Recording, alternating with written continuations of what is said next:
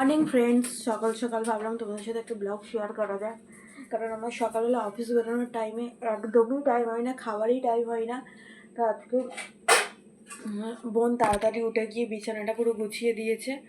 আর আমি স্নান করে ফ্রেশ হয়ে গেছি। কারণ রাত্রিবেলায় শ্যাম্পু করে ছিলাম, কারণ সকালবেলা একদম টাইম হয় না। সকালবেলা জাস্ট স্নানটা করলাম, রাত্রিবেলায় শ্যাম্পুটা করে রাখলে সুবিধা হয়, কারণ তাড়াতাড়ি আমাকে বেরোতে হয়। তো চলো খেতে খেতে তোমাদের সাথে রেডি হওয়ার ভিডিওটা শেয়ার করি, দেখতে থাকো।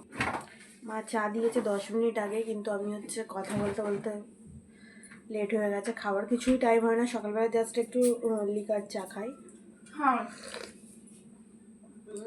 আজকে আমার বোন চা করেছে গাইস, তেজপাতা দিয়ে চা করেছে, কি বলবো। আর এই বেকারির বিস্কিটগুলো, এখন খাওয়ার টাইম নেই। তো চলো রেডি হই খেতে খেতে, কারণ নাহলে আমার বেরোতে দেরি হয়ে যাবে। তো গাইস এখন আমার লেট হয়ে গেছে, চুলটা তাড়াতাড়ি সেট করতে হবে। ছোটো চুল হলে একদিকে সুবিধা গাইস, কারণ সকালবেলা অত হেয়ার স্টাইল করার টাইম থাকে না। আর এখন আমি তো চুলটা স্মুথনিং করা ছিল, আর এখন একটু অনেকদিন স্পা করা হয়নি বলে চুলটা বোঝা যাচ্ছে, তবু একটু।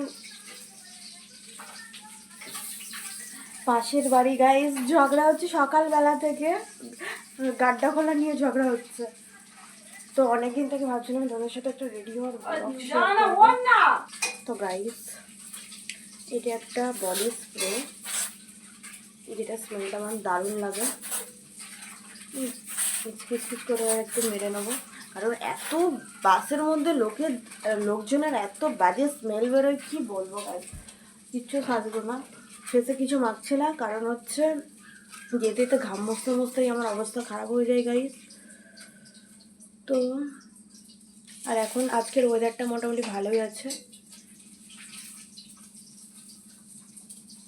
কালকে তো সানডে বাড়ি থাকলে মানে একদিন মন হয় গাইস যে একটু উল্টো পাল্টা করে, মানে প্রতিদিন তো ডিসিপ্লিনের মধ্যে থাকো, তো প্রতিদিন তো টাইমেই সব কিছু খেতে হয়, টাইমেই রেডি হতে হয়, টাইমেই স্নান করতে হয়। তো কালকে পুরো দিন লাত খেয়েছি গাইস। তো ফাইনালি একটুখানি আমার লুকটা দেখো গাইস।